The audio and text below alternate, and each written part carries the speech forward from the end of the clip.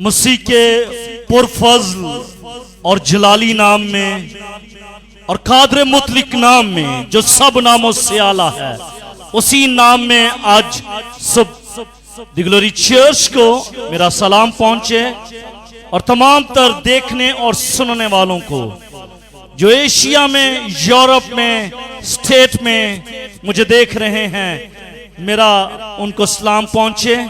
और मैं ईमान रखता हूं कि आज इस कलाम के वसीले से हम सब बरकत पाएंगे, हम सब बरकत पाएंगे। अभी हमने गीत गाया, ज़बूर गाया, मैं गल खुदा दी जद करेगा कलाम। तो क्या आप खुदा के कलाम को सुनने के लिए तैयार हैं? खुदा कलाम करता है, खुदा हर एक मौके पर कलाम करता है, खुदा हर एक जमाने में कलाम करता रहा और आज इस जमाने में भी अपने बेटे खुदावंद यीशु मसीह के वसीले से और इन औरात के वसीले से खुदा कलाम करता है। और इस कलाम के लिए जो दो धारी तेज तलवार की मानित है, जो बंद बंद और गूदे गूदे में से गुजर जाता है और अपना असर छोड़ जाता है। और मैं ईमान, यकीन, भरोसा और एतकाद रखता हूं कि आज इस कलाम के वसीले से हम सब बरकत पाएंगे और सारा जलाल खुदा के नाम को मिलेगा। आमीन, आमीन, हालेलुया।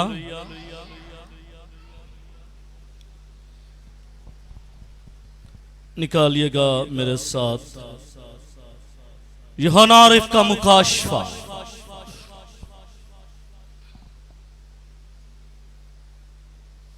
उसका 11वां बाब, पौने 11, उसका 11वां बाब और उसकी 16वीं और 17वीं आयत। यूहन्ना आरिफ का मुकाशफा, उसका 11वां बाब और उसकी 16वीं और 17वीं आयत, सफा नंबर 250 पर यह इक्तबास आपको मिलेगा। आज जिनके पास खुदा का लाखता जिंदगी बख्श मोतबर कलाम है, वो मेरे साथ निकालिएगा मुकाशफा की किताब, उसका 11वां बाब और उसकी 16वीं और 17वीं आयत, सफा नंबर नए अहदनामे में 250 पर यह इक्तबास आपको मिलेगा। आए खुदावंद की आवाज को समात फरमाइएगा, बेस करें। और 24 बुजुर्गों ने जो खुदा के सामने अपने अपने तख्त पर बैठे थे, मुंह के बल गिरकर खुदा को सिजदा किया। खुदा को बोलिएगा, खुदा को सिजदा किया, सजदा नहीं है, लफ्ज क्या है? सिजदा, क्योंकि नीचे जेर लगी हुई है इसलिए सिजदा पढ़ेंगे, सजदा नहीं पढ़ेंगे। खुदा को सिजदा किया और ये कहा कि ऐ खुदावंद, खुदा कादरे मुतलिक जो है और जो था, हम तेरा शुक्र करते हैं क्योंकि तूने अपनी बड़ी कुदरत को हाथ में लेकर बादशाही की। खुदा के पाक कलाम का पढ़ा, सुना और समझा जाना हमारे लिए बाइस से बरकत हो सबके। आमीन। मेरे अज़ीज़ों, आज मेरा टॉपिक 7वें नरसिंगे का दूसरा हिस्सा। लास्ट संडे मैंने 7वें नरसिंगे के ताल्लुक से मैंने आपको बताया कि 7वां नरसिंगा फूंका गया है। 7वें फरिश्ते ने नरसिंगे को लिया और नरसिंगे को अपने मुंह में लेकर उसने फूंकना शुरू कर दिया। और इसी 7वें नरसिंगे का आज दूसरा हिस्सा आपके सामने पढ़ा गया है। और आज मेरा टॉपिक है बुजुर्गों का इकरार कादरे मुतलिक है। बुजुर्गों का इकरार कि खुदा कादरे मुतलिक है। और क्या कलीसिया का ये इकरार है? बहन जी बताइएगा, मिसेस इरफान बताइएगा आप कि क्या आपका ये इकरार है कि खुदावंदों का खुदा कादरे मुतलिक खुदा है? अगर बुजुर्गों का ये इकरार है कि खुदा खुदा है तो आपका भी ये इकरार होना चाहिए कि खुदा कादिर मुतलक है। खुदा खुदा बोलिएगा मेरे साथ रहिएगा। खुदा खुदा खुदा खुदा कादिर मुतलक है। और इकरार किस तरह करते हैं? अगर वो ये कहते हैं कि खुदा कादिर मुतलक खुदा है तो उनका इकरार किस तरह का है? आज हम उनके इकरार को देखने की कोशिश करेंगे। नो, आज हम उनके इकरार को देखने की कोशिश करेंगे। हालेलुया। वो इकरार करते हैं कि खुदा कादिर मुतलक है। वो इकरार करते हैं खुदा कादिर मुतलक है। किस तरह इकरार करते हैं कि वो कादिर मुतलक है, आज हम यही देखेंगे। बुजुर्ग क्या कहते हैं कि वो क्या है? कादिर मुतलक है। तरह साबित करते हैं, किस तरह कहते हैं, उनके कहने और उनके बताने और उनके जो भी उनका तरीकेकार है, उनके तरीकेकार से कैसे मालूम पड़ता है कि वो कादिर मुतलक है। और आज अगर हम भी अपनी जुबान से ये कहते हैं कि वो कादिर मुतलक है, वो ओमनीपोटेंट है, वो ओमनीपोटेंट है, तो किस तरह हम इस बात को कर सकते हैं? इस आयत में अब फिर 24 बुजुर्गों का जिक्र आया है। पहले भी जिक्र आया और अब फिर 24 बुजुर्गों का जिक्र आया जो खुदा के सामने अपने अपने तख्तों पर बैठे हैं। आसमान पर, तीसरे आसमान की बात करने लगा हूं, आपको तीसरे आसमान पर लेकर जाना चाहता हूं। आमीन। जिस तरह पौलुस रसूल रोम में चला गया तीसरे आसमान पर, आज मैं भी आपको तीसरे आसमान पर लेकर जाना चाहता हूं और एक मंजर कशी करना चाहता हूं, एक मंजर दिखाना चाहता हूं कि तीसरे आसमान पर क्या है। तीसरे आसमान पर मेरे अजीजों खुदा है, कादिर मुतलक है, असली है, अबदी है, वो कायम ज़ात खुदा है, उसका तख्त है और उसके तख्त के साथ वो बर्रा है जिसने उस मोहरों को तोड़ा है, वो बर्रा है जिसने उस तमार को लिया और उसकी सातों मोहरों को खोल दिया। वो दाने तरफ बैठा है और न सिर्फ वो बैठा है बल्कि 4 जानदार भी हैं। क्या है? आसमान पर क्या है? 4 जानदार हैं। मंजर कशी हो रही है। आसमान पर क्या है? 4 जानदार हैं। पहले खुदा है, कादिर मुतलक खुदा है, फिर बर्रा साथ में बैठा है। इसके सामने हम क्या देखते हैं? 4 जानदार हैं, फिर 24 बुजुर्ग हैं, फिर 1,40,000 अशखास हैं। ये तीनों की तीनों पर्सनालिटीज खुदा के तख्त के सामने है। और आज इन तीनों पर्सनालिटीज में से एक पर्सनालिटी की बात हो रही है और वो 24 बुजुर्गों की बात हो रही है। क्यों अरशद भाई? किसकी बात हो रही है? किसकी बात हो रही है? 24 बुजुर्गों की बात हो रही है। किसकी बात हो रही है? जब आप दिहाड़ी लगा लेते हैं ना शाम को 5 बजे, फिर मालिक को दिखाते हैं, देखिएगा ठीक हो गया, अच्छा हो गया, ठीक हो गया ना, प्लस्तर सही हो गया, चपटी में लेना है, साल में लेना है। जिसमें मालिक कहता है आप उसको देते हैं और फिर शाम 5 बजे उसको चेक भी करवाते हैं। ऐसा ही है, शाम 5 बजे उसको चेक भी करवाते हैं। मेरे अजीजों, 1 हफ्ते की मेहनत, अब ये चेक करना है, अब ये दिखाना है किस तरह मालिक सो जाए। मालिक को सोने देते हैं आप? मालिक को सोने देते हैं ना। मालिक को कहते हैं भाई अब आंखें खोल और इस मेरे काम को चेक कर, क्या ये ठीक है? क्यों? क्योंकि जब मालिक चेक करता है, मालिक खुश होता है, फिर मालिक के दिल से दुआ निकलती है और वो कहता है अरशद भाई खुदा आपको बरकत दे। कहता है अरशद भाई खुदा आपको बरकत दे। इसी तरह मैं ये चाहता हूं कि ये कलाम जो मैंने तैयार किया रूह कुद्स की तहरीक के साथ, मैं चाहता हूं कि इस कलाम को बड़े ध्यान के साथ सुनिएगा, इस कलाम को अपनी जिंदगी में उतार लीजिएगा, इस कलाम पर अमल कीजिएगा, क्योंकि शायद आज के बाद फिर कभी आपको यह मौका ना मिले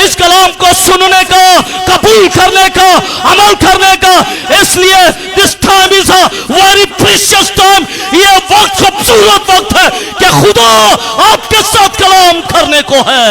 आमीन। खुदा बोल रहा है, God speak with you, खुदा बोल रहा है। और अगर खुदा बोल रहा है then you have to learn, आपको सीखना है, आपको सुनना है, आपको समझना है, क्योंकि अब खुदा बोल रहा है। पहले आप बोल रहे थे प्रस्तिश के वसीले से और खुदा सुन रहा था, अब खुदा बोल रहा है, अब आपको सुनना है। आमीन, आमीन। घुटनों को छोड़ दीजिएगा।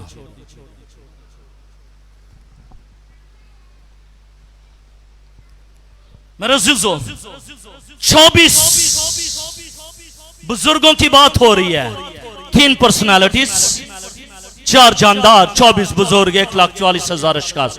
हम बात कर रहे हैं 4 जानदारों की, क्या 24 बुजुर्गों की। आमीन। बहन के लिए भरपूर तालियां बजाएगा। हम किसकी बात कर रहे हैं? बोलिएगा, भाई भी बोलिए, हम किसकी बात कर रहे हैं? 24 बुजुर्गों की बात कर रहे हैं। हम 24 बुजुर्गों के ताल्लुक से सीख रहे हैं कि 24 बुजुर्ग ये कहते हैं कि तू कादरे मुतलक खुदा है, तू कादरे मुतलक खुदा। आज हमने भी ये कहना है कि तू, बोलिएगा, तू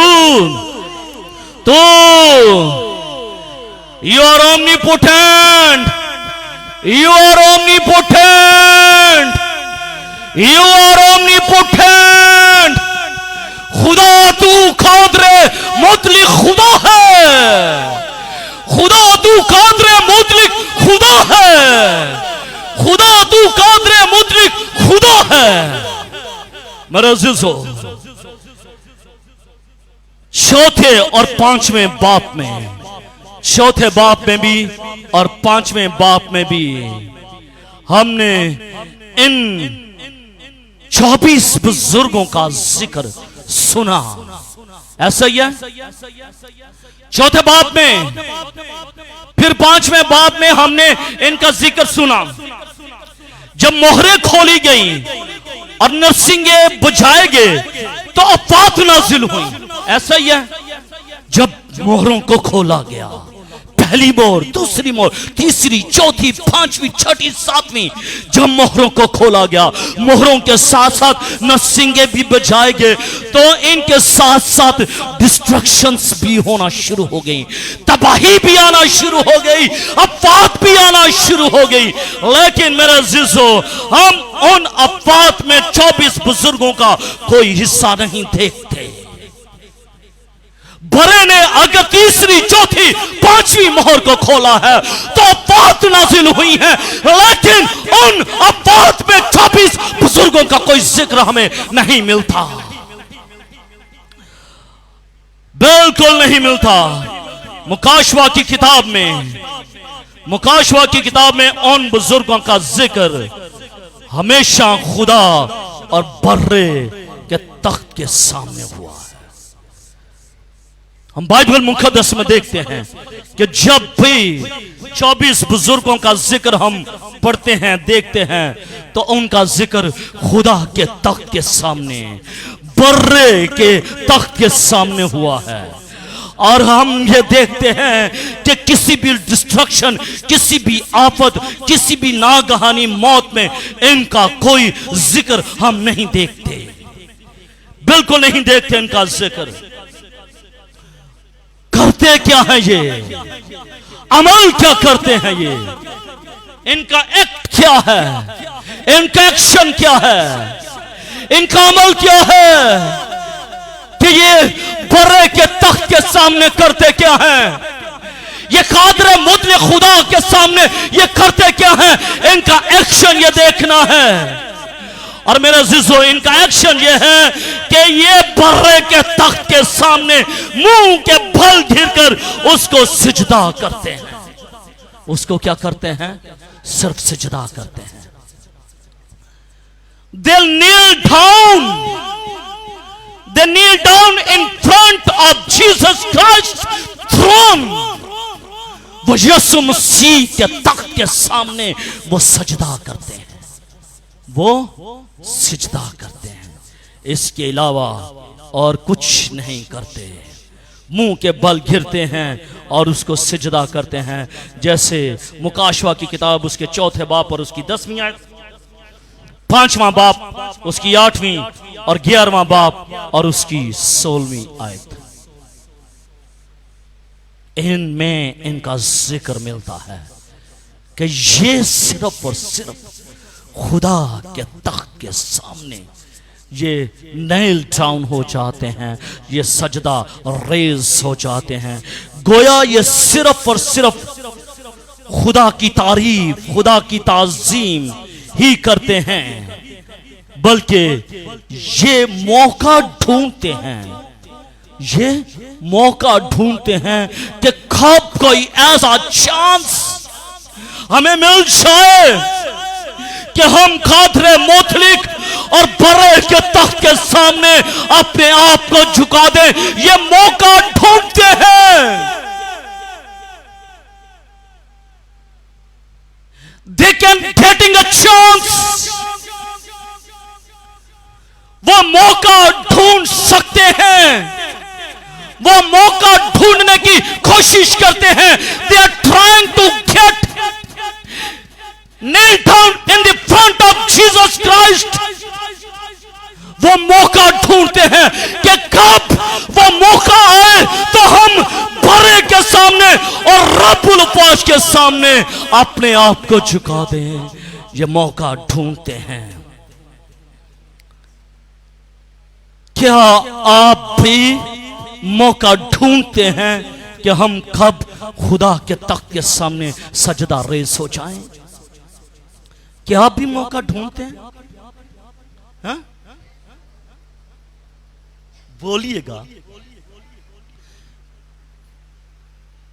घरों में वक्त होता है, नो डाउट। संडे के रोज खूबसूरत टाइम होता है। संडे के रोज आपके पास मौका होता है कि आप घुटनों के बल होकर रब्बुल फाज के सामने झुक सकें और उसकी सताइश कर सकें। वो मौका ढूंढते हैं। आपको खुदा ने मौका चांस दिया है, लेकिन क्या आप इस मौके को अवेल करते हैं या फिर नहीं, या फिर घरों में बैठे रहते हैं और ये कह देते हैं पादरी साहब मैं बीमार था,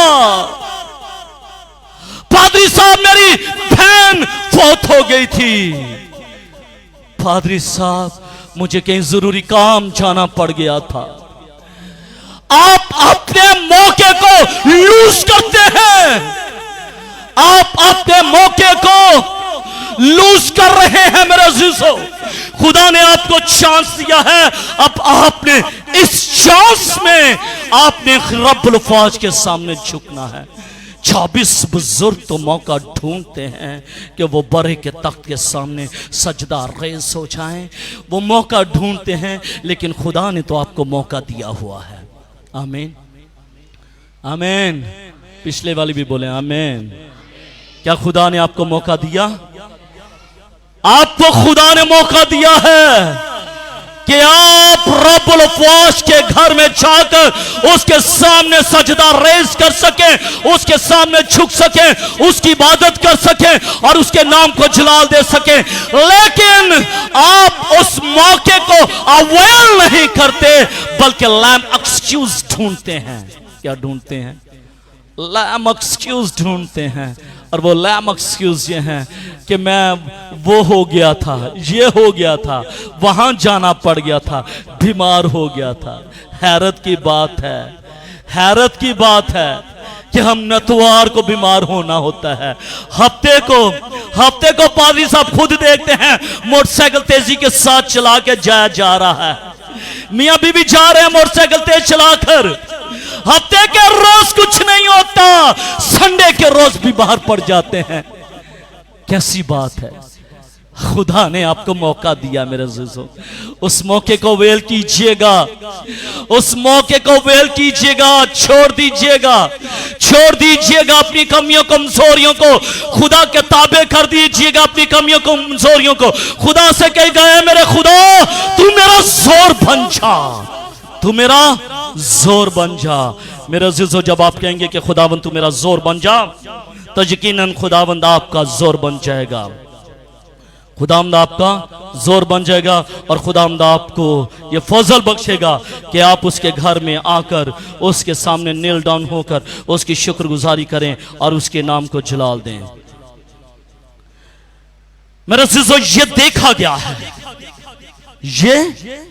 गया है कि जब कभी चार जानदार या फरिश्ते, चार जानदार या फरिश्ते खुदा की तमजीद, खुदा की इज्जत, खुदा की शुक्रगुजारी करते हैं, ये 24 बुजुर्ग फौरन खुदा के तख्त के सामने अपने अपने तख्तों को छोड़कर, अपने अपने तख्तों को छोड़कर ये खुदा के सामने सजदा रेस हो जाते हैं। जब फरिश्तगान और जब चार जानदार उसकी प्रस्तिश करते हैं, जब उसकी प्रस्तिश करते हैं चार जानदार फरिश्तगान, तो फिर ये 24 बुजुर्ग अपने अपने तख्तों के सामने, खुदा के तख्त के सामने ये सजदा रेस हो जाते हैं। आमीन। इसका मतलब है कि ये इंतज़ार कर रहे हैं कि कब इनको मौका मिल जाए कि कब ये खुदावंद अपने खुदा के सामने ये झुके। अब जब उस मज़मून की आवाजें आई जो मैंने पहली आयत के अंदर 7वें नरसिंगा जब फूंका गया, तो मुकाशवा की किताब उसका 11वां बाब और उसकी 15वीं आयत में लिखा है, और जब सातवें फरिश्ते ने नरसिंगा फूंका तो आसमान पर बड़ी आवाजें इस मजमून की पैदा हुई कि दुनिया की बादशाही हमारे खुदावंद और उसके मसीह की होगी और वो अब्दुलबाद बादशाही करेगा।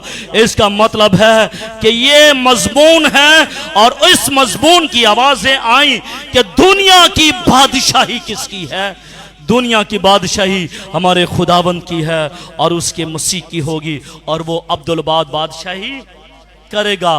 तो उन बुजुर्गों को एक और मौका मिल गया जब ये आवाजें आई, जब ये मजबून उनके सामने रखा गया कि दुनिया की बादशाही जो है वो खुदा की, जमीन की जो दुनिया की बादशाही है वो बड़े की होगी। तो फिर उनको इस मजबून के वसीले से एक और चांस मिल गया कि वो जो अपने अपने तख्तों पर बैठे हुए थे उसकी और बड़े की तमजीद की खातर उनके सामने घुटनों के बल हो जाएं, सजदा रेज हो जाएं।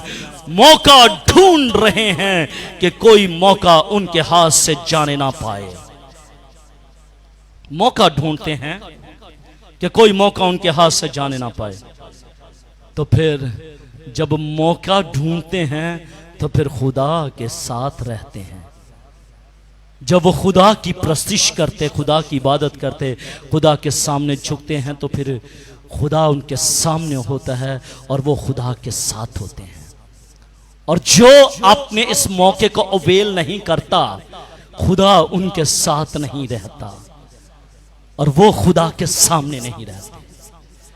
एविडेंस है, अगर ये मौका ढूंढते हैं, अगर ये मौका ढूंढकर उसकी प्रस्तिश करते हैं तो यकीनन यकीनन यकीनन ये खुदा के सामने होते हैं, खुदा की आंखों के सामने होते हैं और ये खुदा की आंखों के सामने होते हैं और खुदा इनके साथ होता है, खुदा इनके साथ होता है। इसलिए जो खुदा आपको मौका देता है अपनी हजूरी में आने का, उस मौके को कभी भी डनाए ना कीजिएगा, कभी भी उससे मुंह ना मोड़िएगा, बल्कि उस मौके से पैदा उठाते हुए खुदा की कुर्बत में आ जाएगा। क्योंकि जब आप खुदा की कुर्बत में आ जाएंगे तो फिर खुदा आपके सामने और फिर आप खुदा के साथ होंगे। आमीन।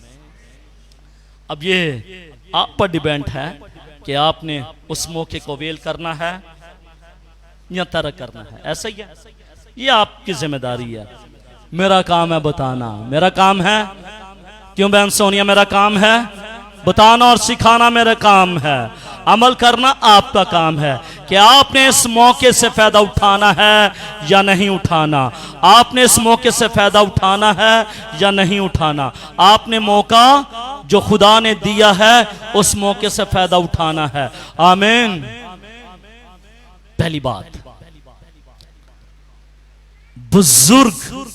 बुजुर्गों का खुदा से मुखातिब होना। मेरा पहला नुक्ता है बुजुर्गों का खुदा से मुखातिब होना। Elders addressing God. एल्डर्स जिनको कहा गया है, बुजुर्गों को। एल्डर एड्रेसिंग गॉड, यानी कि बुजुर्गों का खुदा के साथ अब मुखातिब होना है। पहले मैंने इसका तारुफ इस आयत का बताया है कि वो उनका काम क्या है कि वो मौका ढूंढते हैं कि कब खुदा मौका दे और हम सजदा रेज हो जाएं। और अब इसमें पहला नुक्ता यह है कि बुजुर्ग खुदा के साथ मुखातिब हैं। अब बुजुर्ग खुदा के साथ मुखातिब हैं। अब देखना यह है कि ये जो बुजुर्ग हैं, 24 बुजुर्ग हैं, ये खुदा के साथ किस तरह मुखातिब हैं। आमीन। क्यों बेटा? देखना यह है कि ये 24 बुजुर्ग खुदा के साथ किस तरह मुखातिब है। एल्डर्स एड्रेसिंग गॉड, के खुदा कि जो ये बुजुर्ग हैं, 24 बुजुर्ग हैं, ये 24 बुजुर्ग जो हैं ये खुदा के साथ किस तरह मुखातिब हैं। मेरे अज़ीज़ों, हमने ये अपने मुशाहिदे में ये देखा है कि ये बुजुर्ग जब खुदा के तख्त के सामने मुंह के बल गिरते हैं, सिजदा करते हैं, तो फिर ये कुछ कहते भी हैं। सिजदा तो करते हैं, सिजदा करते हैं, खुदा के सामने झुकते हैं। और जब खुदा के सामने झुकते हैं तो फिर ये कुछ कहते भी हैं। ये इंसान है। अब इस इंसान ने, ये खुदा का तख्त है, ग्लोरीफाइड, ठीक है, ये खुदा का तख्त है। आपने इसके सामने झुकना है, झुक जाइएगा। ये झुक तो गया है, झुकने के साथ साथ अब ये कुछ कह रहा है। अब ये कुछ कहने वाला है, कुछ बोलने वाला है। खुदा के लिए कुछ कहने वाला है। क्या कहने वाला है ये इसको मालूम है, लेकिन जो 24 बुजुर्ग कह रहे हैं आज हम उसको देखेंगे कि ये 24 बुजुर्ग खुदा के सामने झुके हैं, सजदा रेज हुए हैं। इन्होंने खुदा को क्या कहा है, ये किस तरह मुखातिब हुआ है। मुकाशवा की किताब उसके 4 बाब और उसकी 11वीं आयत में ये 24 बुजुर्ग ये कहते हैं, ए हमारे खुदावन और खुदा, तू ही तमजीद और इज्जत और कुदरत के लायक है, क्योंकि तू ही ने सब चीजें पैदा की हैं और वो तेरी ही मर्जी से थी और पैदा हुई। बुजुर्ग ये कहते हैं। फिर ये बुजुर्ग 5वें बाप और 9वीं आयत में कहते हैं, वो बरे की 27 में एक नया गीत गाते हैं। जब बरे के तख्त के सामने झुकते हैं तो उसके लिए एक नया गीत गाते हैं और वो ये कहते हैं, और ये नया गीत गाने लगे कि तू ही उस किताब को लेने और उसकी मोहरें खोलने के लायक है, क्योंकि तूने ज़बा होकर अपने खून से हर एक कबीले और अहले ज़ुबान और उम्मत और कौम में से खुदा के वास्ते लोगों को खरीद लिया। बरे को ये कहते हैं कि तूने खून के वसीले से हर एक कौम, हर एक कबीला, हर एक उम्मत को तूने अपने खून से खरीद लिया है। जब झुकते हैं तो बर्रे को ये कहते हैं।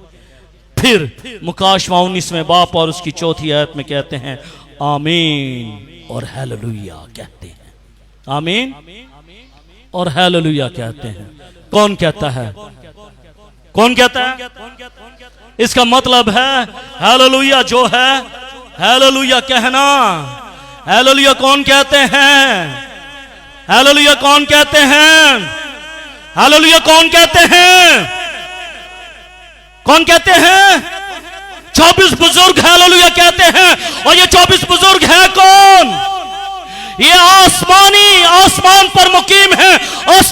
लोग हैं जो हालेलुया के नारे लगाते हैं, लेकिन जो जमीनी लोग होते हैं वो हालेलुया नहीं लगाते। वो कहते हैं बस करें, चुप करें। क्यों? क्योंकि उनको तो मालूम ही नहीं है कि ये लैंग्वेज किसकी है, किस कंट्री की है, ये किस मुल्क की जुबान है, ये कौन से वर्ड्स हैं, और ये वर्ड्स कौन अदा करता है, और ये वर्ड्स किसके लिए कहे जाते हैं, उनको मालूम ही नहीं है। और जब मालूम ही नहीं है, उनकी अक्लों को बंद कर दिया है। इसलिए ना तो वो तालियां बजाते हैं और ना हालेलुया कहते हैं, ना तालियां बजाते हैं ना हालेलुया कहते हैं, ना आमीन कहते हैं। हो सकता है शायद आमीन कहते हो, लेकिन हालेलुया कौन नहीं, हालेलुया कौन नहीं। हालेलुया कौन सी जुबान है? आसमानी जुबान है। हालेलुया कौन सी जुबान है? आसमानी जुबान है। और आसमानी लश्कर इस जुबान को बोलते हैं और वो ये कहते हैं हालेलुया। हालेलुया का मतलब क्या है? ऐ खुदावन तेरी तमजीद हो। Hallelujah, hallelujah. आसमानी लश्कर कहे हालेलुया, जमीनी लश्कर भी कहे हालेलुया, हालेलुया। जो आसमानी है वो ये कहते हैं हालेलुया, जो ज़मीनी है वो ये नहीं कहते, क्योंकि कलाम ये कहता है कि जो रूहानी है वो रूहानी बातों के ख्याल में रहते हैं, लेकिन जो जिस्मानी है वो जिस्मानी बातों के ख्याल में। द ग्लोरी चर्च के लोग कौन से हैं, जिस्मानी या रूहानी? अगर आप रूहानी है तो फिर रूहानी बातों के ख्याल में रहा करें और नारे लगाते रहा करें, हालेलुया हालेलुया के नारे मारते रहा करें और खुदा के नाम को जलाल देते रहा करें और कहते रहें कि ये आसमानी जुबान है, हम ये कहते रहेंगे और इस जुबान को कोई भी हमें मना ना करे। मुकाशवा की किताब उसके 4 बाब 5वें बाप और 19वें बाप में ये बुजुर्ग खुदा से इस तरह मुखातिब होते हैं। इस आयत में ये जो आयत हमने आज सब पढ़ी है, 16वीं और 17वीं आयत, इस आयत में 24 बुजुर्ग खुदा की तारीफ और उसकी शुक्रगुजारी करते वक्त उसका पूरा नाम लेते हैं, एडोनाई, एलोहीम, शदाई। इसका मतलब है खुदावन खुदा कादरे मुतलिक है, खुदावन खुदा कादरे मुतलिक है। इस आयत में वो ये कहते हैं एडोनाई, एलोहीम, एचडाई, वो ये कहते हैं। और इसका मतलब है तू कादरे मुतली खुदा है, तू कादरे मुतली खुदा है। और मेरे अज़ीज़ों, बनी इसराइल अपने लबों से ये लफ्ज़ नहीं कहते थे, वो ये समझते थे कि ये एक मुकद्दस नाम है। और जब भी कौम बनी इसराइल इस नाम को लेते थे, पहले वो गुस्ल करते थे, मुकम्मल गुस्ल करते थे, वो शावर लेते थे, वो नहाते थे और नहाने के बाद इस नाम को लेते थे। और जब कभी उनको ये नाम लिखना पड़ जाता तो जिस कलम से वो इस नाम को लिखते थे उस कलम को तोड़ देते थे। इतना मुकद्दस नाम। आज जिन होंठों पर इब्लीस की प्रस्तिश है, उन्हीं होंठों से खुदावन खुदा कादरे मुतली का नाम भी है। देखिएगा, कौम बनी इसराइल अपने आप को गुस्ल देते थे, फिर ये नाम लेते थे। लेकिन आज अभी अपने बच्चों को गालियां दी, अभी अपने बच्चों को बुरा भला कहा, अपने दोस्तों को गालियां दी और फिर एट द मेन टाइम उसी सना में उन्होंने उन्हीं लबों से कादरे मुतली का नाम भी लेना शुरू कर दिया। क्या रिस्पेक्ट है आपकी खुदा की, आपकी जिंदगी में, आपकी जिंदगी में खुदा के लिए क्या रिस्पेक्ट है? कौम बनी इसराइल अपने होंठों से उसका नाम नहीं लेते थे until they didn't take shower, जब तक के वो शावर नहीं ले लेते थे। लेकिन आज लोग बुरा भला भी कहते हैं, चुगलियां करते हैं, चुगलियां करते हैं, ना रवा बातें कहते हैं, और ना रवा बातें कहने के बाद फिर ये कहते हैं बहन जी चलाओ दुआ करिए। क्या बहन जी आओ, बोलिएगा बहन जी आए। मेरी अक्सर मेरी बेगम के साथ ये बात होती है, वो ये कहते हैं आप खवातीन के साथ क्यों इस तरह, आपको शायद अच्छा नहीं। हाँ, मर्द जो है, हजरात की बात करने लो, हजरात जो हैं, जो हजरात हैं, जो हजरात हैं, जो हजरात हैं, उनके साथ कोई चुगली करे, कोई ऐसी हसद की बात करे, वो कहते हैं यार छोड़ो यार छोड़ो, नहीं नहीं सर जी ऐसे नहीं बात है, नहीं ऐसे नहीं है। लेकिन खवातीन के साथ करके देख लीजिएगा, सिर्फ 2 खवातीन को बिठा दें इधर मेरे सामने, वो नहीं चुप रहेंगी, करेंगी, वो करती हैं, वो करती हैं। और जिन होंठों से वो चुगलियां कर रही हैं, जिन होंठों से वो बेरवा बातें कर रही हैं, जिन होंठों से वो एक दूसरे को गालियां दे रही हैं, उनको फिर ये कहते हैं चलो फिर भैन जी दुआ कर लें, आओ भैन जी दुआ कर लें। What is this, what is this. Sorry, माजरत के साथ मेरी बहनें माएँ बैठी हैं, मेरी बीवी, मेरी बेटियां, मेरी बहन भी बैठी है, माजरत के साथ, लेकिन यही हकीकत है, देखने में यही आया, यही हकीकत है, पूरी दुनिया में देख लीजिएगा ऐसा ही है। जो हजरात हैं वो बॉदर नहीं करते, वो बॉदर नहीं करते, खवातीन बॉदर करती हैं, बॉदर ना किया करे। सच कह रहा हूं, मैंने एक घर में जाकर सिर्फ एक रिक्वेस्ट की, मैंने कहा मैं आपके सामने हाथ जोड़कर एक रिक्वेस्ट करता हूँ, बेटा जब भी आपके घर में कोई खातून आए, वो कोई बात करें, अपने फटाफट उसके आगे हाथ जोड़ लिया करें, वो क्या करें, आंटी हमें माफ़ कर दे, हमने नहीं सुनना, हमने नहीं सुना, हमें माफ़ी दे दे, उसे खाना खिलाएं, चाय पिलाएं, सब कुछ इज्जत करें। लेकिन जब ऐसी बात करने लगे अपने हाथ जोड़ लिया करें, हाथ जोड़कर उठ जाया करें, उठ जाया करें, ना सुना करें, ना किया करें। क्यों? क्योंकि मालूम नहीं कि कुछ ही लम्हे के बाद फिर आपको यहोवा को खुदा का नाम लेना पड़े इन्हीं होंठों से। शायद खुदा उस लम्हे खुदा आपके साथ बोलना चाहता हो, लेकिन आपके कानों में तो सरगोशी कर दी गई है, जिस तरह इब्लीस ने हवा के कानों में सरगोशी की थी, और जब इब्लीस ने उसके कानों में सरगोशी कर दी, तब फिर खुदा की आवाज वो ना सुन सकी। इसलिए जब आप लोगों की आवाज़ों की सरगोशियों को अपने कानों में से सुनते हैं, फिर खुदा की आवाज़ को आप नहीं सुन पाते, फिर खुदा की आवाज़ को नहीं सुन पाते। इसलिए अगर आप ये चाहती हैं, बहनें ये चाहती हैं कि हम खुदा की आवाज़ को सुने, तो अगर कोई आपसे बात करता है फौरन उसके सामने हाथ जोड़ दे, बहन जी मुझे माफ कर दे, मुझे आप बहन जी माफ कर दे, बहन जी आप जाए, मैं आपके आगे हाथ जोड़ती हूँ, मुझे माफ कर दे, मैंने आपकी बात को नहीं सुनना, क्योंकि मैंने सिर्फ खुदा की आवाज को सुनना है।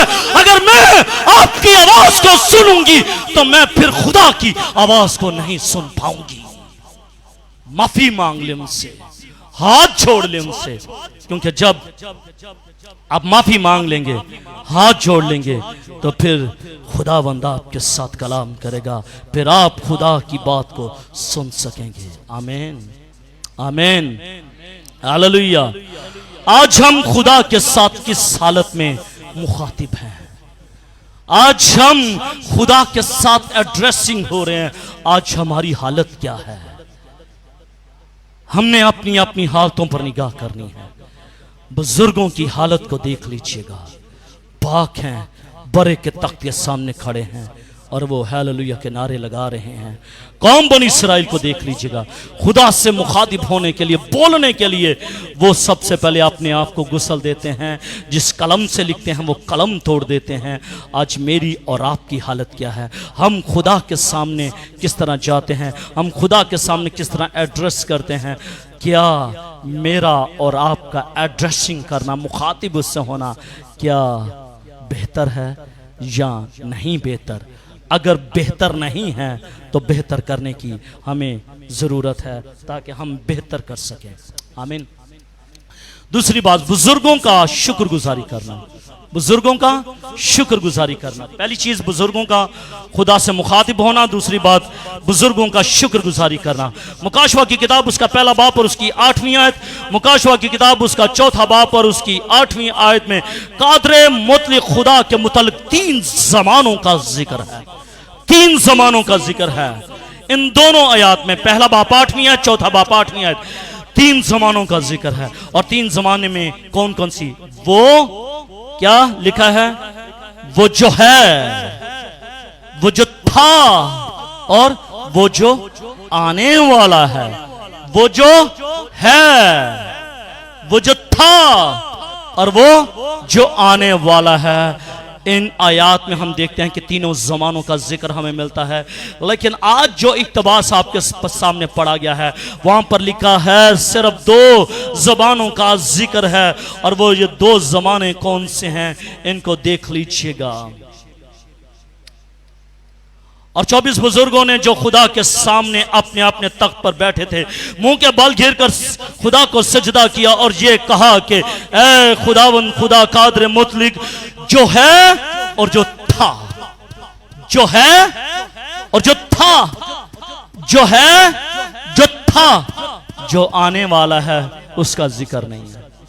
अब यहां पर फिर एक कश्मकश है भाई, क्यों इन 24 बुजुर्गों ने उसकी शुक्रगुजारी में यह तीसरा जमाना क्यों नहीं कहा कि जो आने वाला है, जो है, जो था और जो आने वाला है, जो आने वाला है क्यों नहीं बोला?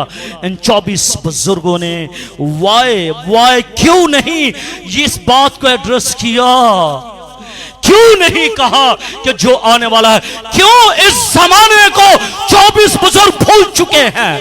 क्या उनको मालूम नहीं है कि ये भर्रा जो खुदा का भर्रा है ये आने वाला है? उनको मालूम है, लेकिन इसके बावजूद भी उन्होंने ये नहीं कहा। गौर करें, 24 बुजुर्गों ने नादानिस्ता तौर पर ये नहीं कहा, बल्कि दानिस्ता तौर पर पूरी समझ और पूरी अकल के साथ उन्होंने ये अल्फाज बोले हैं कि जो है और जो था, बस जो है और जो था, हम तेरा शुक्र करते हैं।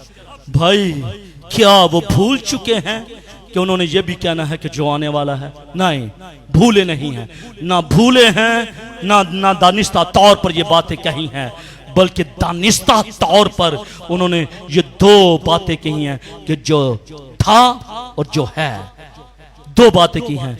लेकिन 15वीं आयत के मुताबिक उन्होंने इस ज़बून की आवाजें सुनी हैं। ये 16वीं और 17वीं आयत है।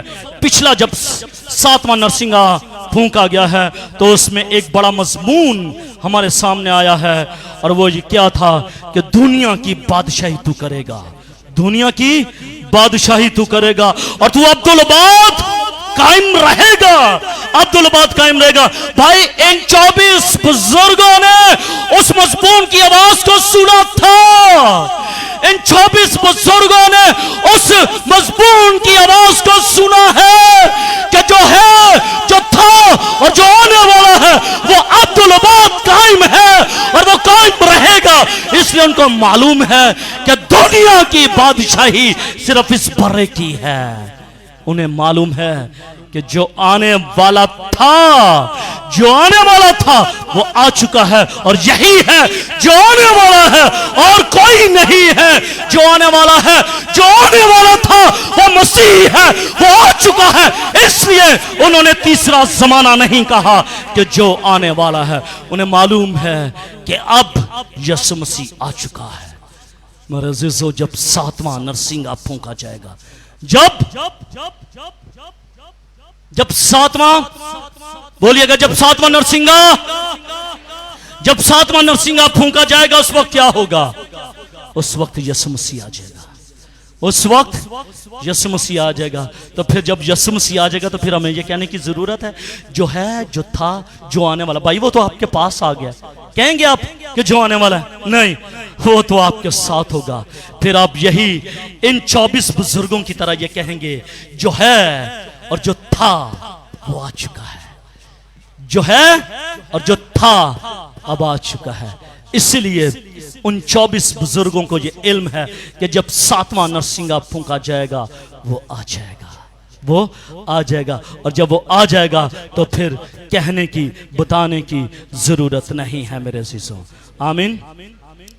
मेरे अज़ीज़ों, ईमानदार की सदियों की उम्मीद भर आएगी, इंतजार की घड़ियां खत्म हो जाएंगी जब 7वां नरसिंगा फूंका जाएगा। खुदाम यीशु मसीह की दूसरी आमद तीसरे नरसिंगे पर होगी। तमाम पेशगोइयां पूरी हो जाएंगी। जो अंबिया अकबर और अंबिया असगर ने कही वो तमाम की तमाम पेशगोइयां पूरी हो जाएंगी जब 7वां नरसिंगा फूंका जाएगा। और खुदा का पोशीदा मकसद यानी इंसान की नजात का काम पूरा हो जाएगा। इंसान, तेरी नजात का काम पूरा हो जाएगा सब जब 7वां नरसिंगा फूंका जाएगा। इसलिए तू क्यों परेशान है? तेरे लिए मेरे मसीह ने फिदिया दिया है, जान कुर्बान की है। इसलिए ऐ इंसान खौफ न कर, हरासा न हो, क्योंकि मेरे खुदा और तेरे खुदा ने सलीब पर अपनी जान का फिदिया देकर तुझे नजात बख्शी है। आमीन। उनकी शुक्रगुजारी यही है, उनकी शुक्रगुजारी यही है। उनको मालूम है कि जो है जो था वो आ चुका है, क्योंकि 7वां नरसिंगा फूंका जाएगा जब। आखिरी बात, बुजुर्गों की शुक्रगुजारी का मकसद क्या है? वो शुक्रगुजारी कर रहे हैं और उनकी शुक्रगुजारी का मकसद क्या है? The purpose of gratitudes to the elders. उनकी शुक्रगुजारी का मकसद क्या है? 24 बुजुर्ग इस आयत में खुदा का शुक्र करते हैं, खुदा का शुक्र करते हैं, उसकी तमजीद करते हैं, उसकी सताइश करते हैं, उसके नाम को जलाल देते हैं और ये कहते हैं कि ज़बा किया हुआ बर्रा तारीफ तमजीद हशमत और बुजुर्गी के लायक है, कोई तेरी मानित खुदा नहीं है। वो ये कहते हैं, इकरार करते हैं और वो अपने आप को उसके सामने झुका देते हैं, मुंह के बल गिर जाते हैं, उसको सजदा करते हैं, सजदा रेज हो जाते हैं, उसकी ताज़ीम करते हैं। लेकिन उनकी सताइश का मकसद क्या है? उनकी सताइश का मकसद क्या है? उनकी जिंदगी का मकसद क्या है? क्यों वो शुक्रगुजारी कर रहे हैं? भाई, मेरी प्रीचिंग का एक मकसद है और मेरी प्रीचिंग का एक मकसद है कि आपकी जिंदगी बदल जाए, आपकी जिंदगी बदल जाए, देखने वालों की जिंदगी बदल जाए, सुनने वालों की जिंदगी बदल जाए। मेरी प्रीचिंग का मकसद यह है कि आपकी जिंदगी पर खुदा का कलाम असर करे और आपकी जिंदगी खुदा के ताबे हो जाए। लेकिन मेरे अज़ीज़ों, इन 24 बुजुर्गों की प्रस्तिश का मकसद क्या है? पर्पस क्या है? वो क्यों उसकी सताइश करते हैं? वो क्यों उसके नाम को जलाल देते हैं? शुक्रगुजारी इस बात की है कि उसने अपनी कुदरत दिखाई है, उसने अपनी कुदरत दिखाई है और जमीन पर अपना इख्तियार दोबारा कायम किया है, जमीन पर अपना इख्तियार दोबारा कायम किया है। जमीन का जो इख्तियार इब्लीस ने छीन लिया था, ले लिया था, उसके हाथ में था, अब खुदा जब वापस आएगा तो इब्लीस से अपने उस इख्तियार को दोबारा वापस ले लेगा। उनकी शुक्रगुजारी का मकसद यह है कि हमें मालूम है कि तू इब्लीस के हाथों से उस इख्तियार को छीन लेगा, ले लेगा जो तेरा इख्तियार था, जो इब्लीस ने कहां पर? बागे अदन में इंसान से छीना था। दोबारा तू अपने उस इख्तियार को ले लेगा। यह है उनकी शुक्रगुजारी का मकसद। उनकी शुक्रगुजारी का मकसद कि जो आने वाला है वो उस इख्तियार को दोबारा अपने हाथ में ले लेगा। इसलिए मेरे अज़ीज़ों, ये बुजुर्ग खुदा की तमजीद का कोई मौका नज़रअंदाज नहीं करते, बल्कि हमारे लिए ज़मीन पर यह सबक है, यह लेसन है कि हम भी खुदा की तमजीद, उसकी तारीफ़, उसकी तमजीद, उसकी हशमत और उसकी बुजुर्गी का कोई मौका अपने हाथ से जाने ना दें, बल्कि उन बुजुर्गों की मानद हर वक्त और हर टाइम तैयार रहें। कलाम मुकद्दस में पौलुस रसूल अपने शागिर्द कभी यही नसीहत करता है कि वक्त बे वक्त मुस्तैद रहे, कभी भी तुझे किसी वक्त भी तुझे कॉल हो सकती है। इसलिए हमें भी वक्त बे वक्त मुस्तैद रहने की ज़रूरत है। हमें जो मौका खुदा देता है हम उस मौके में खुदा के सामने झुके, हम मौका ढूंढें, हम मौका ढूंढें कि कब हमने खुदा को सजदा करना है। जिस तरह 24 बुजुर्ग मुंह के बल घेर कर खुदा का इकरार करते हैं, उसी तरह हमें भी मुंह के बल घेर कर उसका इकरार करना चाहिए। ना सिर्फ होंठों से बल्कि दिल से भी उसका इकरार करना चाहिए कि तू खुदावंदों का खुदा है, तू खुदावंदों का खुदा है। मेरे अज़ीज़ों, जिस तरह 24 बुजुर्ग मौका ढूंढते हैं खुदा के सामने सजदा रेज़ होने की, क्या आज आप भी खुदा के सामने सजदा रेज़ होने का मौका ढूंढ रहे हैं, मौका ढूंढेंगे, या फिर रस्मी दुआओं में पड़े रहेंगे? मेरे अज़ीज़ों, ये कलाम हमें ये बताता सिखाता है कि हमें मौका ढूंढना है कि कब हम खुदा के सामने सजदा रेज़ हो जाएं। आमीन। खुदा मुझे और आपको ये फजल बख्शे, ये फजल बख्शे कि हम खुदा के सामने झुकें, उसकी सताइश करें और उसके नाम को इज्जत और जलाल दे सकें। आमीन। खुदा मुझे और आपको इस कलाम के वसीले से बड़ी बरकत दे। शुक्रिया। आए सब अपनी आंखों को बंद करें, अपने सरों को झुकाएं, हम दुआ मांगें। आसमानी खुदावन, हम यीशु मसीह के नाम के वसीले से आज सब तेरी पाक हज़ूरी में झुके हैं। खुदा, इस कलाम को खुदावन इनकी जिंदगी में सरायत कर दे, ये कलाम इनकी जिंदगी में झड़ पकड़े, 100 गुना फल है और सारा जलाल तेरे ही नाम को मिले। खुदा, अपने लोगों को छू दे और बड़ी बरकत दे, मसीह के नाम से। आमीन।